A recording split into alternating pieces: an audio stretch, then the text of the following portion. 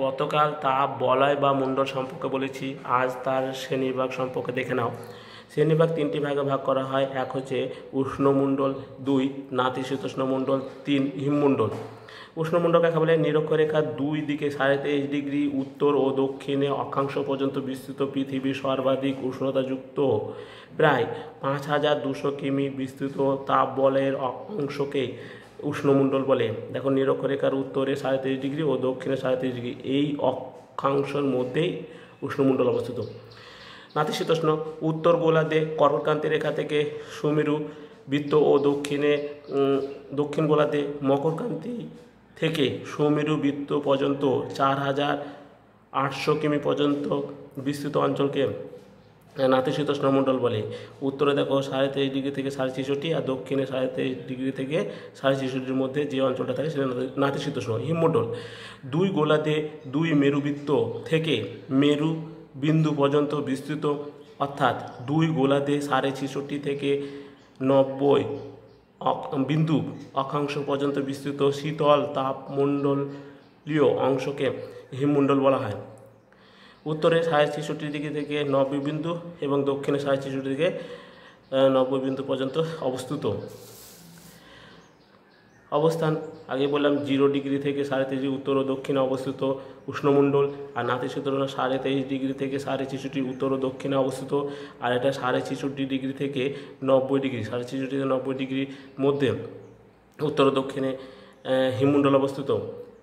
উৎপত্তি: সারা বছর ব্যাপী সূর্য রশ্মি এখানে লম্বভাবে কিরণ দেয়।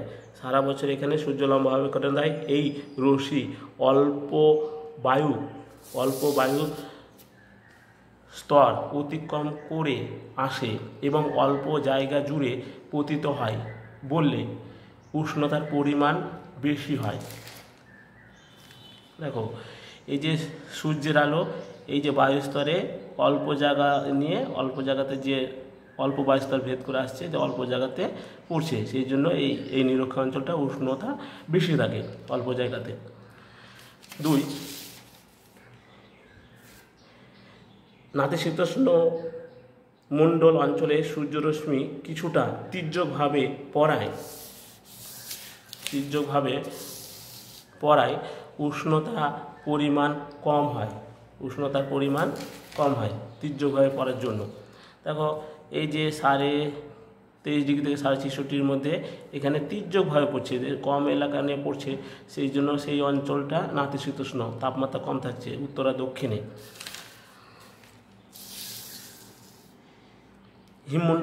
হিমমণ্ডল অঞ্চলে সারা বছর ধরে সূর্যরশ্মি তীর্যকভাবে পড়ে, ফলে অধিক বায়ুস্তর অতিক্রম করে আসে এবং বিস্তৃত জায়গা জুড়ে ছড়িয়ে পড়ে বলে উষ্ণতার পরিমাণ খুবই কম হয়।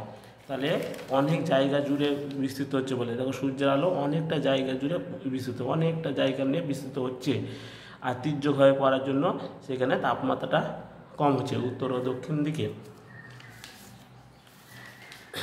এবার উষ্ণমণ্ডলের বিভাগ দুটো ভাগে ভাগ করা হয়। নিরক্ষ অঞ্চল, যেটা নিরক্ষ অঞ্চলে 0 ডিগ্রি থেকে উত্তর 2 গোলার্ধে 10 ডিগ্রি অক্ষাংশের মধ্যে অবস্থিত। আর একটা 2 নম্বর ক্রান্তীয় অঞ্চল, 2 গোলার্ধে 10 ডিগ্রি থেকে 23.5 ডিগ্রি অক্ষাংশের মধ্যে অবস্থিত। দেখো, এই উষ্ণ অঞ্চলটাকে 2 ভাগে ভাগ করা হলো। একটা হচ্ছে 0 থেকে 10 ডিগ্রি উত্তর ও দক্ষিণে, সেটা হচ্ছে নিরক্ষ অঞ্চল, আর 10 থেকে 23.5 ডিগ্রি উত্তর ও দক্ষিণে ক্রান্তীয় অঞ্চল। এই 2 ভাগে ভাগ করা হচ্ছে উষ্ণমণ্ডলকে। এবার নাতিশীতোষ্ণ মণ্ডল, এটাও 2 ভাগে ভাগ করা হয়। উষ্ণ নাতিশীতোষ্ণ মণ্ডল 23.5 ডিগ্রি থেকে 45 ডিগ্রি উত্তর ও দক্ষিণ অক্ষাংশের মধ্যে অবস্থিত। শীতল নাতিশীতোষ্ণ মণ্ডল 45 ডিগ্রি থেকে 66 ডিগ্রি উত্তর ও দক্ষিণ অক্ষাংশের মধ্যে অবস্থিত। দেখো, এটাও নাতিশীতোষ্ণ 2 ভাগে ভাগ করা যায়। একটা উষ্ণ নাতিশীতোষ্ণ 23.5 থেকে 45 ডিগ্রি উত্তর ও দক্ষিণে, আর 45 থেকে 66 ডিগ্রি শীতল নাতিশীতোষ্ণ উত্তর ও দক্ষিণে, এই দুটো ভাগে ভাগ করা হয় নাতিশীতোষ্ণকে। এবার হিমমণ্ডল, এটাও 2 ভাগে ভাগ করা হয়।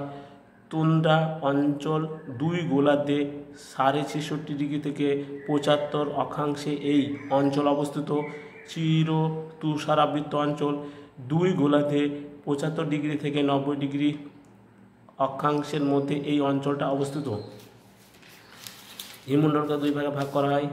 দেখো 66 থেকে 75 এটা হচ্ছে তুন্দ্রা অঞ্চল, আর 45 থেকে 90 চির তুষার আবৃত অঞ্চল 2 গোলার্ধে। পৃথিবী পৃষ্ঠে 39.78% অংশ জুড়ে অবস্থান করেছে এই উষ্ণমণ্ডল। পৃথিবী পৃষ্ঠে 25.99 উত্তর নাতিশীতোষ্ণ মণ্ডল এবং 25.99 দক্ষিণ নাতিশীতোষ্ণ মণ্ডল অবস্থিত, উত্তর ও দক্ষিণও। হিমমণ্ডল পৃথিবী পৃষ্ঠে 4.12% উত্তর ও দক্ষিণে অবস্থিত। নাম 350 খ্রিস্টপূর্বে অ্যারিস্টটল এই উষ্ণমণ্ডলের নাম টরিড জোন রাখেন। এবার নাতিশীতোষ্ণ উষ্ণতার অল্পতাজনিত কারণে নাতিশীতোষ্ণ মণ্ডলের নাম রাখা হয়। হিমমণ্ডল দার্শনিক স্ট্র্যাবো নিরক্ষরেখায় 54 দূরত্বে হিমমণ্ডল বা সুমেরু বৃত্তের অবস্থানের কথা বলেছিলেন। এই হলো তাপমণ্ডলের শ্রেণীভাগ, উষ্ণমণ্ডল, নাতিশীতোষ্ণ ও হিমমণ্ডলে। আজ এটুকুই, পরের ভিডিও।